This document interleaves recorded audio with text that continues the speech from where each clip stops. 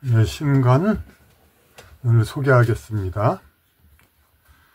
이 책의 성격, 소설입니다. 소설인데,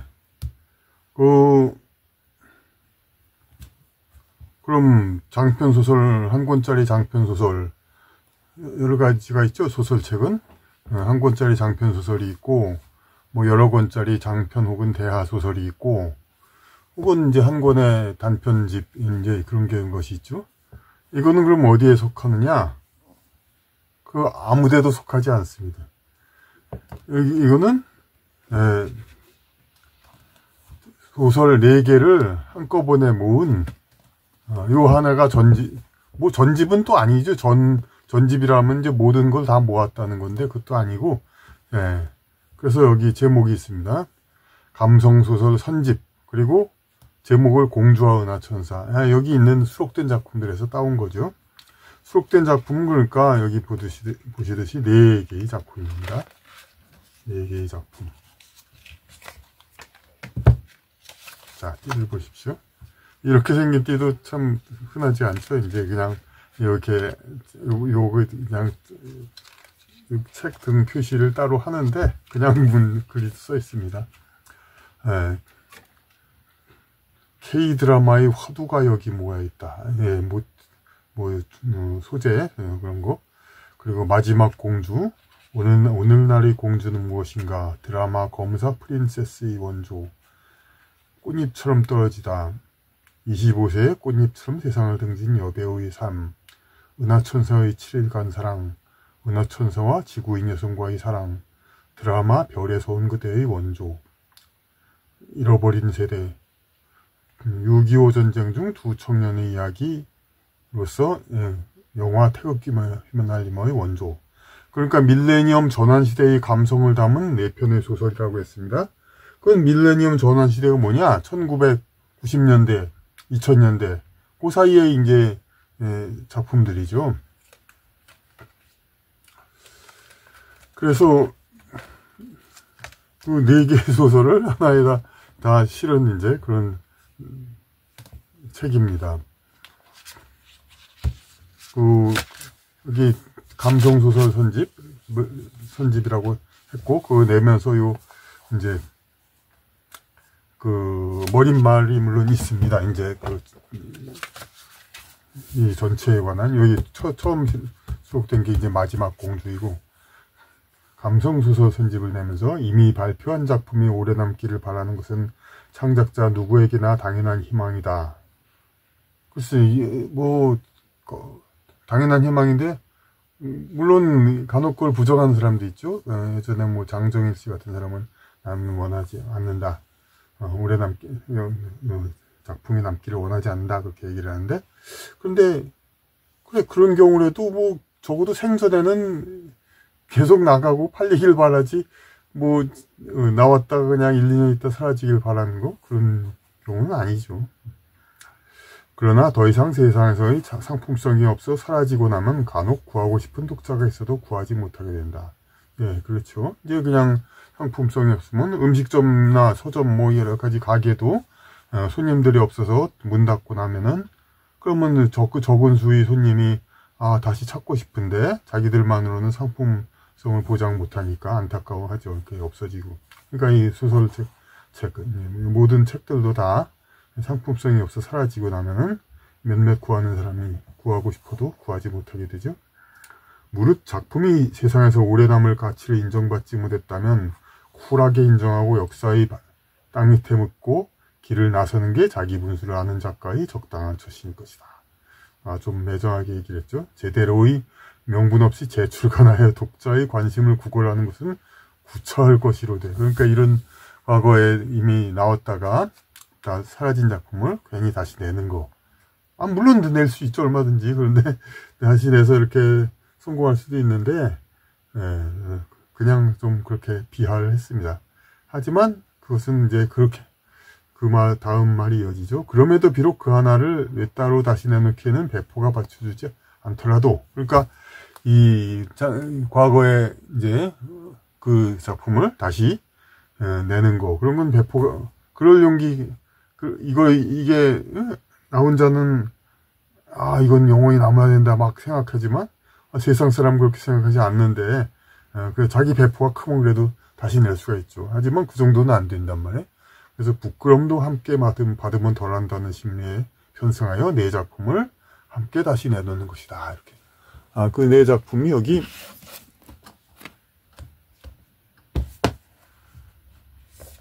다 있습니다.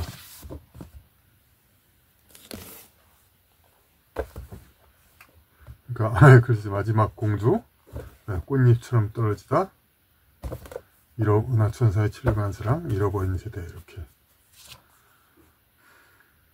작자는 여기 올려놓은 네 작품은 각각이 그 전후 세태의 흐름에 관련이 있는 것이어서 결코 일회성의 해프닝으로 묻혀질 작품이 아니라고 스스로 변명한 것이다.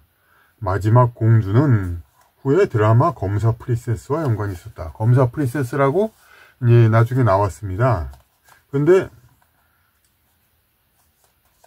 전 드라마 단 1회도 보지 않았기 때문에 뭐 그게 어쩌다고는 얘기는 못하겠습니다. 하지만 마지막 공주 이제 여검사가 주인공이고, 여검사 이제 한때는 제목을 뭐 공주가 된 여검사 그런 식으로도 할까 했었고, 그랬었기 때문에 뭐 연관이 전혀 없다고는 말할 수가 없죠. 꽃잎처럼 떨어지다 2008년 25세에 3을 마친 여배우의 삶을 소재로 했는데, 그러한 일이 더는 일어나지 않을 것을 기대하며 발표한 작품이나 응당 그 효과가 작품이니, 더 일어나지 않을 것을 기대하며 발표한 작품이니 응당 그 효과가 있어야 할 것인데 근래에도 유사한 사건이 일어나니 안타깝기 그지없다. 당시에 충분한 전파가 되지 못했음을 한탄할 일이었다. 이거에 대해서는 뭐 굳이 자세한 설명 안 하겠습니다. 하여튼 꽃잎처럼 떨어지다는 이제 그 자체가 뭐 어떤 뭐 드라마나 뭐로 거듭났다 그런 얘기가 아니라 그 자체 그냥 내용문 그대로가 그냥 K 연예계의 화두다 이거죠. 드라마를 떠나. 은하천사의 7일간 사랑은 이후 별에서 온 그대라는 빅히트로 드라마로 거듭났다. 여기서는 이 별에서 온 그대도 사람 말만 많이 들었지 한 회도 제대로 본 적은 없습니다. 뭐 어디 병원인가 어디서 텔레비 볼 때 잠깐 장면 나온 거는 본 적은 있습니다만, 검사 프린세스는 그것도 안 봤고, 역시 이 별에서 온 그대도 단 1회도 본 적은 없습니다. 왜냐면은 아니라 관심이 없었기 때문에. 그리고 또 만약 보면은 속이 뒤틀릴 것 같은, 도저히 그땐 힘도 없고 어쩔 수도 없으니까 진짜 정신건강에 나쁘죠. 해결할 수 없는 문제를 이제 보면서 소가리를 한다는 것은, 드라마를 본다는 건 속이 뒤틀릴 것 같아서 정말 뭐 일부러도 안 보고 드라마 자체에도 별 관심 없지만은 어쨌든 안 봤습니다. 그리고 중국에서의 개인명인 은하천사는 후에 일본의 갤럭시안 엔젤을 번역한 이름이다. 그러니까 은하천사라는 이제 한자로 찾으면은 나옵니다. 근데 그거는 여기는 은하천사가 나오기 한참 뒤입니다. 근데 이제 연도가 2007, 2008년도고 은하천사의 7인생한 사람은 97년도인데 2000년대 잃어버린 세대, 이것도 역시 이게 전부 이게 더 먼저 이릅니다. 그러니까 잃어버린 세대는 한국 영화 최초의 천만 관객 블록버스터인 태극기 휘날리면으로 거듭났다. 이 태극기 휘날리면 제가 이 영화를 봤습니다. 별에서 온 그대나든지 검사 프린세스는 그 이후죠. 그러니까 이제 태극기 휘날리면으로 일단 마음의 상처를 받은 뒤니까 다음엔 그걸 보고 싶지가 않은 것이죠. 태극기 휘날리면으로 거듭났다. 이처럼 모두가 우리의 문화사에서 한자리를 담당하는 모티프라고 감히 생각되기에 여기 다시 모아 시대의 문제를 간파할 자료로 세상에 오래 남도록 힘써보는 것이다. 이게 이제 머리말이고, 뭐 각 작품별 머리말이 있는 것도 있고 없는 것도 있고 뭐 그렇습니다. 마지막 공지 표지는 보셨고, 속 표지는 그리고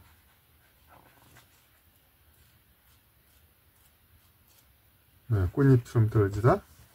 조금 비슷하죠? 네? 네. 이거 혹시 또, 저기, 먼저 책 디자이너가 저작권 침해하고, 그럴지 모르겠네요. 연락 올지 모르겠네요. 그리고, 은하천사의 7일간 사랑. 여기 뭐, 은하천사와 7일간의 사랑이라는 제목으로도 했었는데, 그때, 이제, 이건 제가 먼저 만든 제목이긴 한데, 은하천사와 7일간의 사랑. 그래서 제가 이게, 그때는 불만으로 이렇게 썼지만은, 그 출판사에서 어쨌든 은하천사의 7일간 사랑으로 했는데, 그걸 그대로 따랐습니다. 그래서 그냥 그 추천을 받아들였고, 그리고, 잃어버린 세대. 잃어버린 세대. 또 비슷하죠? 네.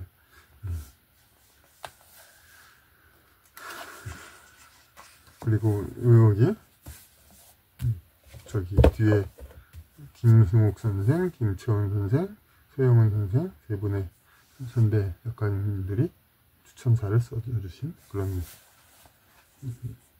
내용이죠. 이게 그 당시 가격 7,000원인데 요 네 책의 이 가격도 7,000원입니다. 네 소설이 각 7,000원으로서 이제 가격이 28,000원. 좀 비싸죠. 하지만 사정을 들어보시면 됩니다. 그러니까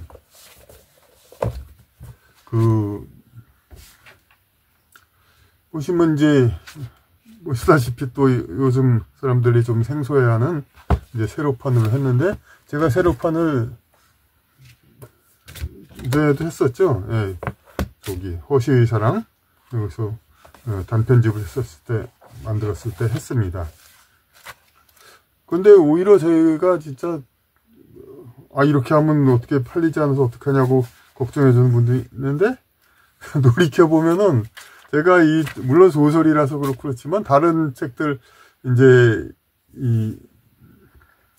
새로 쓰기로 안 한 책들 그런 책들이 오히려 더 안 팔렸습니다. 물론 그 책들은 소설이 아니고 그냥 이제 어떤 논설 사상 그런 거라서 그렇기도 하지만은 어차피 이제 뭐 그 큰 시장을 바라보고 하는 출판이 아니니까 그러니까 오히려 그 작은 시장 그러니까 매니아층 이제 그런 사람 분들만 대상으로 하니까 이제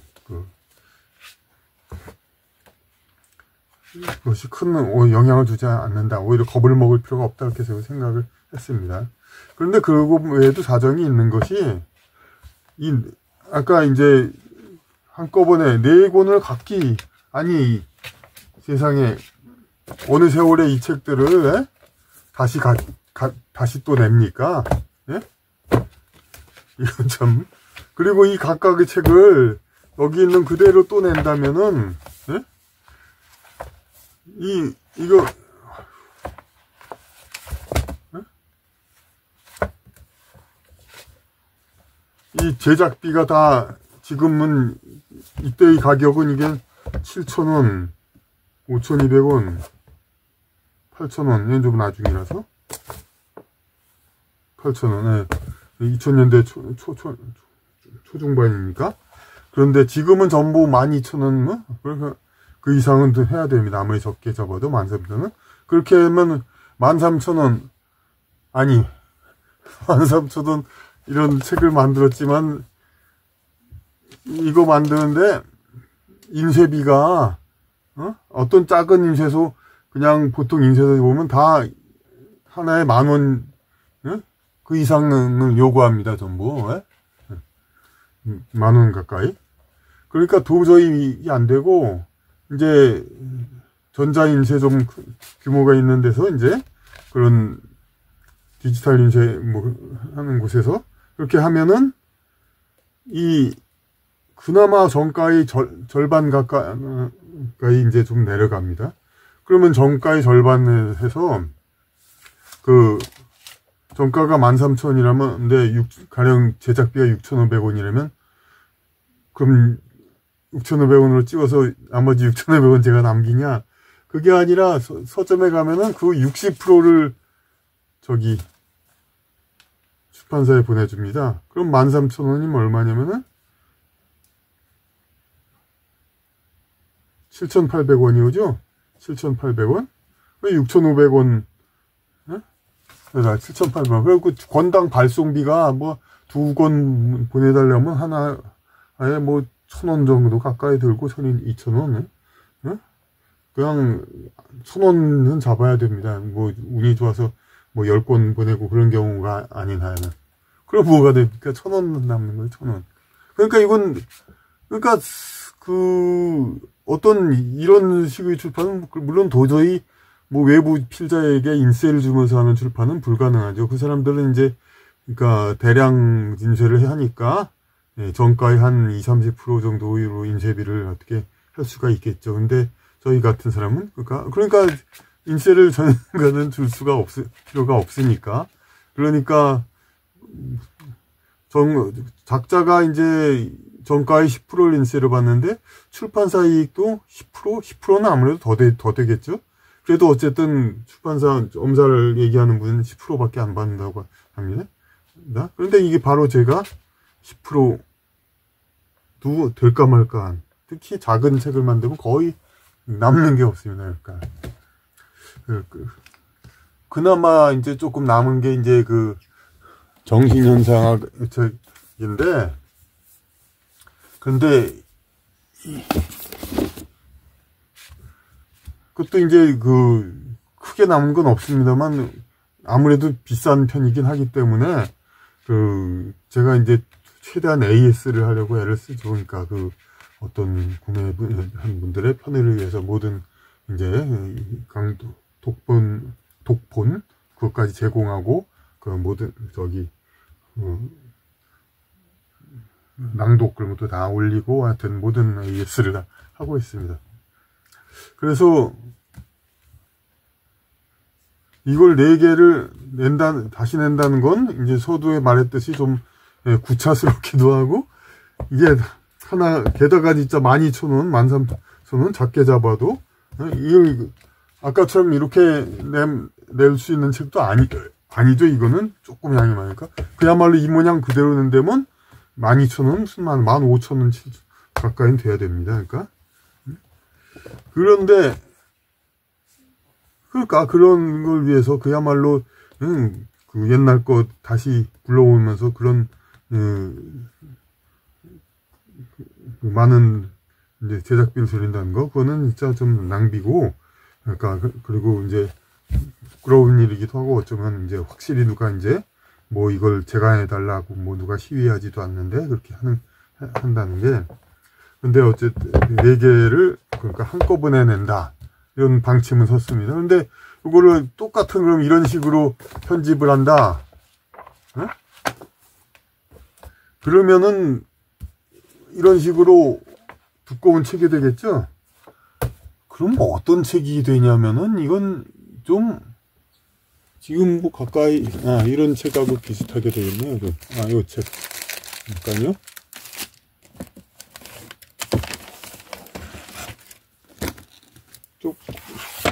이런 책들 비슷하게 되겠습니다.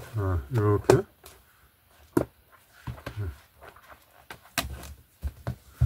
이런 책들 비슷하죠. 이렇게. 근데 이렇게 지금 물론 이제 가로쓰기로 많은 소설책들이 나오고 있습니다만, 그런 형태로 이렇게 두껍게 이렇게 나오고 이렇게 뭔가 좀 교과서 같고 좀 이렇게 세상에 소설 나부랭이를 이렇게 두꺼운 책을 이렇게 펴서 이렇게 읽어주고 그러길 바란다는 거, 그건 너무 지나친 거죠. 이건 뭐 공부하면서 외울 책도 아니고. 그러니까 이렇게 이 정도 페이지 수가 아니죠. 응? 그냥 두꺼운, 잠깐 이런 이런 책을 내면 그걸로 하면 제일 좋겠습니다. 그러니까. 예. 그런데 그러니까 자신감이 좀 없더라고요. 이런 식으로 아마 나오면 되겠는데, 이거 왠지 좀 이렇게 저의 생각, 관념으로는 이거 이렇게 막 펼치고 두꺼운 책을 펼치고 이렇게 진지하게 읽으라는 그런 식으로 소설을 내보낸다는 게 좀 어울리지 않지 않냐 이렇게 생각이 됐습니다. 뭐 요즘 사람들 뭐 잘 이해 못할 수도 있지만 오히려 소설이니까 그냥 무협지에 전해듯이 이렇게 쫙, 쫙 이게 오히려 쫙 훑어보기에 좋지 않냐 이렇게 저는 생각을 합니다. 그러니까 그런데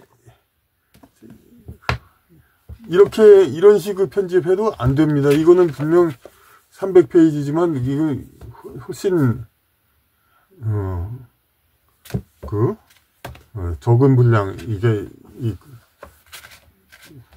원고 매수 전체를 보면 여기서 여기 있는 것 중에서 짧은 소설 그거 한 편 정도밖에 안 됩니다. 근데 이렇게 넓게 이렇게 편집을 한 거고, 옛날 거 똑같은 새로 쓰기라도 옛날 책보다 훨씬 더 느슨하게 돼 있죠. 그러니까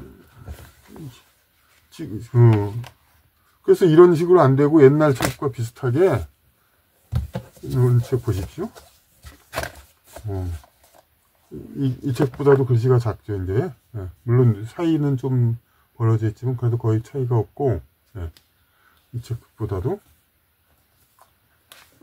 그런데 옛날 책은 더 이렇게 압축하기 위해서 이렇게 글씨를 작게 이렇게 했는데, 사실 2단, 3단 하면은 더 절약이 됩니다. 그래서 여기처럼 2단, 3단을 하는데, 2단, 3단도 좀 느낌이 그렇습니다. 물론 이렇게 이미 나온 책도 있지만은, 그때야 이제 중서가 보편적이니까, 이게 2단도 하고, 그리고 특히 이 책의 경우는 이렇게 3단을 했죠. 이게 3단. 이 3단, 이렇게 단을 짧게 하는 게 신문기사처럼 이렇게 좀, 어찌 보면 이제 어떤 피로가 없이 그냥 금방 넘어가는 효과도 있습니다. 하지만 이게 딱딱 끊어지기 때문에 그만큼 좀 약간 또 딱딱해지는 느낌도 있습니다. 그러니까 오히려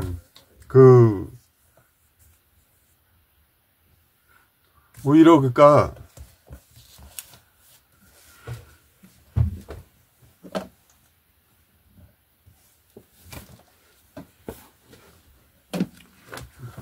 이렇게 한 줄로, 그러니까 한 줄로 이렇게 나오는 그러한 소설을 만들어야 독자가 그나마 좀 보기에 이제 편하다고 보기에는 그렇지만은 소설다운 건 좀 부담 없는 그런 느낌을 주지 않을까 이렇게 생각이 됩니다. 그래서 1단을 고집하고 좀 길죠. 그런데 이제 이처럼 10호 인트로 했으면 그나마 괜찮은데, 이 절약, 지면 압축을 위해서 더 넓게, 길게 하고, 글씨는 더 작고, 그러니까 좀 긴 느낌이 상당히 있습니다. 하지만, 좀 긴 느낌이 있다 하더라도, 제가 이제 독자분이 이거를 그러니까, 재밌어가지고 하루새 싹 다 읽어버렸다. 그런 말씀을 듣고 싶어서, 그런 건 아닙니다. 이제 이렇게 그냥 한 번에 휙 읽었다. 아무래도 뭐 이 편집에 이렇게 익숙한 분들이 아닌 이상 이제 이런 상태에서 그냥 많이 읽기는 조금 아주 편하지는 않을 거예요. 하지만 좋잖아요. 어쨌든 그래도 이렇게 하나로 쫙 이렇게 좌우 병풍처럼 이렇게 늘어서 있는 글, 그러니까 아름답지 않습니까? 그리고 좀 길더라도 이렇게 쑥 이렇게 보고, 그리고 하여튼 한꺼번에 다 볼 필요 없어요. 이거는 그야말로 보존, 그게 주목적, 이게 보존한다는 거, 그게 목적이기 때문에 요거를 두시고, 그러니까 금방 다 읽을 필요가 없고 한 두세 페이지 한 번에, 뭐 화장실이라도 좋고 아무 데서라도 두세 페이지씩 이렇게 그렇게 보시고, 한 이거 다 보시는데 한 3, 4, 5년 걸려도 좋죠. 그러니까 그렇게 조금씩 보고 그러라는 거. 그리고 그때 그런 소설이 있었구나. 그래서 그 내용은 대강 이런 얘기가 이 안에 있구나. 그 정도로 보시면 되는 겁니다. 그래서 이 시대의 화두, 밀레니엄 교체 시기에 우리 소설, 우리 문화사, 그러니까 드라마와 문화가 어떤 이야기들이 있었는가, 이런 거를 이제 하나하나 보고 그 이야기들이 있었구나. 그리고 여기 얘기한 이런 드라마 혹시 보신 분들이라면은 요건 진짜 저는 하나도 안 봤지만, 검사 프린세스라는 드라마하고 별에서 온 그대라는 드라마 보신 분 있으면 어느 쪽이 비슷하다, 혹은 어느 쪽은 하나도 안 비슷하다, 전체적으로 제목만 그렇지 하나도 안 비슷하다, 이게 얘기를 해 주시기 바랍니다. 여기 맨 마지막 페이지에 있습니다. 소설 잃어버린 세대와 영화 태극기 휘날림의 공통점, 정식 진집 대상이 아닌 주인공들이 종로에서 전쟁을 막는다. 그러니까 그 두 형제, 그러니까 둘 다 정식 징집 연령이 아닌 10대 후반과 20대 후반의 두 청년이 나오는데, 잃어버린 세대에서는 두 사람이 이제 그냥 서로 알게 형 동생 부르긴 하지만 그냥 사이고, 태극기 휘날림에서는 이제 친형제로 좀 바꿨지. 그리고 가족사랑, 아내보다도 치우치지 않은 가족사랑, 이제 그냥 그런 얘기들이 많이 있죠. 이걸 썼을 때도 저도 뭐 독신이었으니까 아내에 치우치지 않은 이제 가족사랑, 많이 들어있죠. 아군이 포위되면 장교들은 계급장을 때문에 전전긍긍한다. 포로가 있으니까 포로로 되면서 이제 저희에 잡힐 염려가 있으면 계급장을 다 떼버리죠. 그러니까 공경에 빠진 아군을 구하기 위해 언덕 위 적은 기관총 사수에게 접근해 수류탄을 터뜨린다. 전형적이며 극적인 전쟁용. 그러니까 이렇게 적과 대치하다가 이제 위에서 쏘고 있는 적의 후방으로 이렇게 침투해가지고, 그냥 아주 위험하면서 그냥 그러면서 그거에 성공하면 이게 전세가 역전되죠. 그게 똑같은 위치 나오고, 전 군대와 함께 북으로 전진하고, 백병전 장면이 팽팽하게 있는데 여기에도 있고, 야전병원, 주인공은 야전병원에 입원하고, 입원한 초판에는 입원한 다시 참전한다라고 나왔는데, 입원한 후 다시 참전한다. 그러니까 이건 전부 사실 전쟁 영화라면 또 다 있는 거고, 이제 뭐 기발한 건 아닙니다, 사실 솔직히 말해서. 하지만 어쨌든 이런 걸 이제 다 메꾼다는 거, 이런 거는 또 이렇게 어쨌든 그냥 되는 일은 아니죠. 하여튼 이런 식으로 그 전쟁의 어떤 상황을 이제 보충한다는 것은. 그러니까 이 책 한 권으로 1990년과 2000년대를 지나가는 시기에 우리 문화사, K-팝, K-드라마, 지금은 뭐 아주 그냥 보편적으로, 그러니까 그 세계적으로 뜬 것이 뭐 당연하게 여깁니다만, 그때는 뭐 그 시작이었고, 그때의 상황에서 우리가 어떻게 이제 우리의 그 드라마의 화두들이 어떻게 진행되어 왔나, 이거를 전체를 파악하기에도 상당히 좋은 자료이니까 이 책 한 권을, 그러니까 이 페이지가 이게, 그런데 이게 구비해 주시면 좋겠습니다. 그러니까 이게 글씨가 작으면 만약 이걸 글씨 판형을 그럼 10포인트 해놓고 이 책을 그럼 보통 책 크기 이만하게 만들까, 그렇게 볼 수도 있지만은, 또 이 정도 책 크기에서 한 줄로 하면은 또 너무 고개 오가는 게 너무 큽니다. 그러니까 요 크기가 마지노선이고, 이 책을 더 크게 할 수도 없고, 그리고 단을 나누기도 그렇고, 하여튼 현재로서 이게 최선의 편집 이렇게 인 걸로 보입니다. 그러니까 이것을 좀 이렇게 좀 장황스럽긴 하더라도 이게 오히려 또 우리 요즘 소설책에서 느끼지 않는 그러한 새로운 느낌이니까 많이 감상하시고, 예, 한 번에 뭐 몇 페이지만 읽어보시고, 그러니까 너무 한꺼번에 다 보실 필요 전혀 없고, 그래서 아무튼 이렇게 이런 시도를 했습니다만, 예, 구매하시는 분한테 또 미리 감사를 드리도록 하겠습니다.